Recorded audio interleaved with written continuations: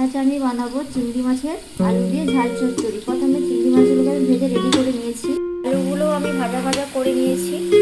তেলে দেব অল্প করে চিনি ফোড়ন, দেবো পেঁয়াজ বাটা, 1 চামচ লঙ্কার গুঁড়ো, অল্প করে একটু হলুদ, লবণ, জিরের গুঁড়ো, 1 চামচ চিকেন কারি মশলা। একটু ভালো করে সবগুলো কষিয়ে নেব। দেব আদা, রসুন আর জিরে বাটা। এবার দেবো সানরাইজের গরম মশলা। জল অ্যাড করবো। মশলা কষানো হয়ে গিয়েছে। এগুলোর সাথে আলুগুলো একটু ভালো করে কষিয়ে নেব।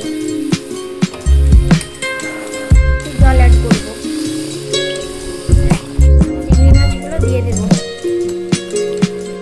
নাড়াচাড়া করে ঢাকা দিয়ে দেবো। রেডি হয়ে গিয়েছে চিংড়ি মাছ আলু দিয়ে ঝাল চচ্চড়ি। দেখতেই পাচ্ছেন বন্ধুরা, দেখতে কতটা দারুণ লাগছে।